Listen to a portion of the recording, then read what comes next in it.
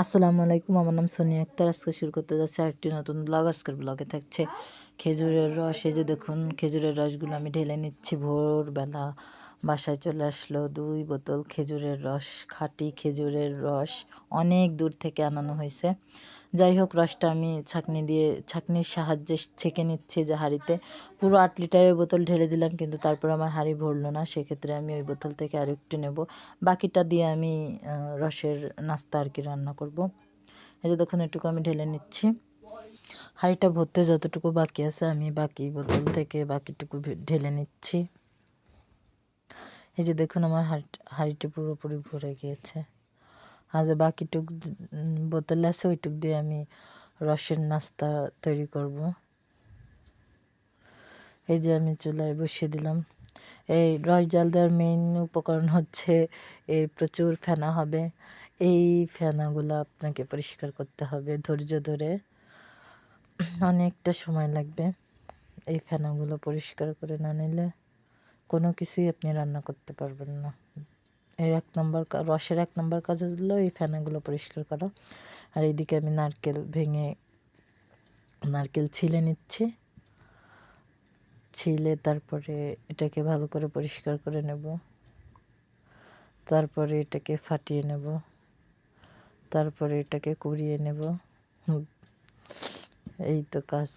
তারপরে দেখুন, রসটা সকালে আমি জাল দিয়ে আর কি রাখছিলাম। তারপরে দেখুন, সারাদিন জাল দিছি। জাল দিতে দিতে এক পর্যায়ে রসটা টেনে অর্ধেকের মতো হয়ে গেছে। এই পর্যায়ে আমি পিঠা বানাইছিলাম, সেই পিঠাগুলো দিয়ে দেবো। পিঠার রেসিপিটা দিতে পারিনি, আপনারা চাইলে আলাদা দিয়ে দেবো। যেহেতু সব কিছু এক ভিডিওতে দিতে গেলে ভিডিও অনেক লম্বা হয়ে যায়, এত বড় ভিডিও কেউ দেখেনি। যে দেখুন, গরম ধোয়া উঠতেছিল, সেটাই আপনাদের দেখানোর চেষ্টা করছিলাম। যখন ধোয়া উঠতেছে, পিঠাও থাকবে গরম, রসটাও থাকবে গরম, দুইটাই গরম অবস্থায় দিতে হবে। যে দেখুন, ধোয়া উঠতেছিল পিঠা থেকে।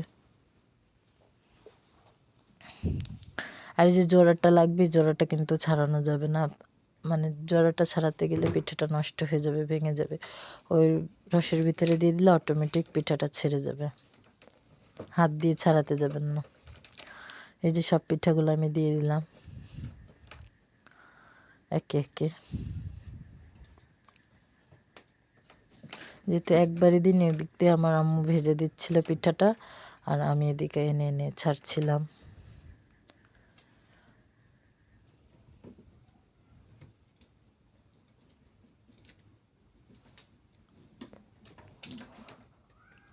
দু একটা পিঠা যে পুড়ে গেছে, যেহেতু সবগুলো তো আর একরকম হয় না। এই যে তারপর আমি নারকেল কুড়ি দিয়ে দিছিলাম। এই যে ঠিক এইভাবে দেখতে হচ্ছে। এবার ঢাকনা দিয়ে ঢেকে দেবো সারা রাতের জন্য। সকালবেলা সবাই আর কি খেতে পারবে। এইভাবে একটা করে উঠায় দিলেই, এই যে দেখুন, এই পর্যায়ে আসছে। এই যে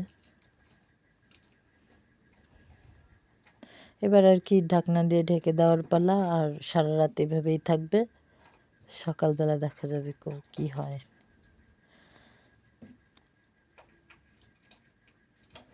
এই যে সকালবেলা প্রচুর ঠান্ডা হয়ে গেছিলো, কিন্তু আমি আর কি একটু গরম করে নিছি, যেহেতু অত ঠান্ডাটা কেউ খেতে চাচ্ছিল না, তাই হালকা একটু উষ্ণ গরম করে দিছিলাম। এই যে দেখুন, পিঠাটা ফুলে অনেক বড় বড় হয়েছিল।